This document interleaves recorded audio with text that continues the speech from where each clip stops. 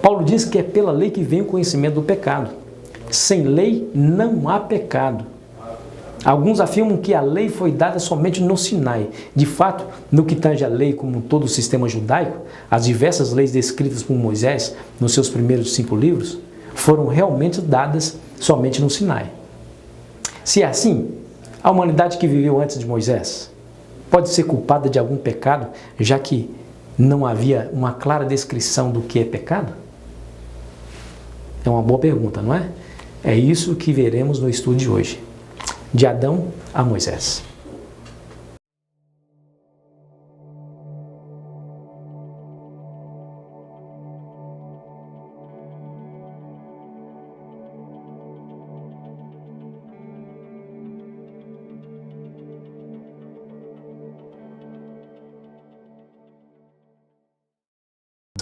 O texto de hoje diz: porque até o regime da lei havia pecado no mundo, mas o pecado não é levado em conta quando não há lei. Entretanto, reinou a morte desde Adão até Moisés, mesmo sobre aqueles que não pecaram à semelhança da transgressão de Adão, o qual prefigurava aquele que havia de vir. Romanos 5, versículo 13 a 14. Paulo deixa claro nesse texto que havia pecado mesmo antes do regime da lei dada a Israel no Monte Sinai. Vejamos, nos é dito que o primeiro filho de Adão e Eva, Caim, matou seu irmão mais novo, Abel. Pergunto para você, foi errado o ato de Caim? O que você acha?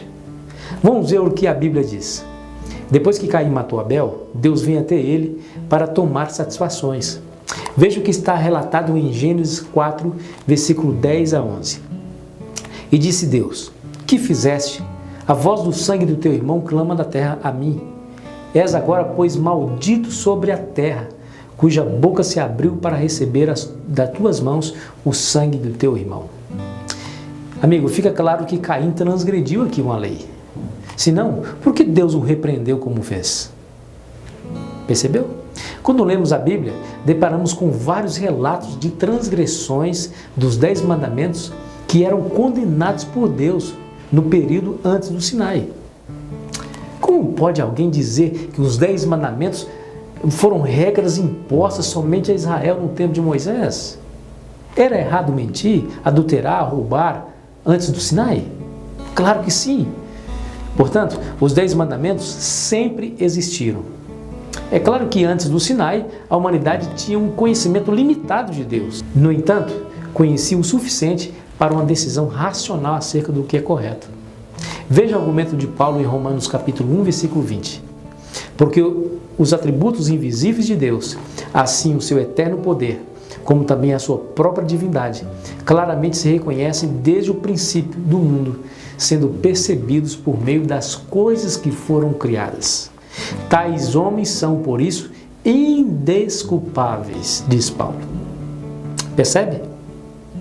No verso seguinte do capítulo 5, Paulo passa a contrastar a terrível sorte da humanidade depois do pecado de Adão. Ele contrasta esse pecado de Adão com a maravilhosa esperança que temos em Jesus. Veja Romanos 5, versículo 20 a 21.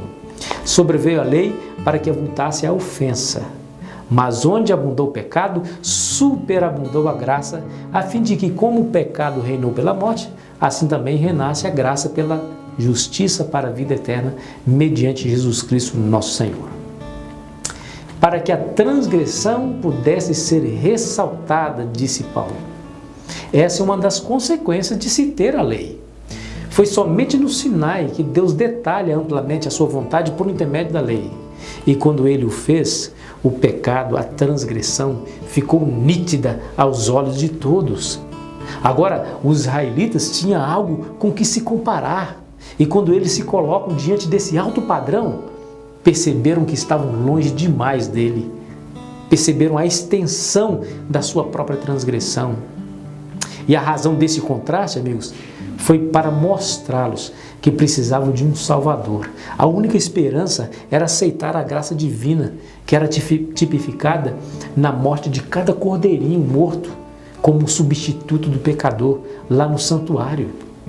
Por isso Paulo disse Mas onde abundou o pecado, superabundou a graça, a fim de que, como o pecado reinou pela morte, assim também reinasse a graça pela justiça, para a vida eterna, mediante Jesus Cristo, nosso Senhor.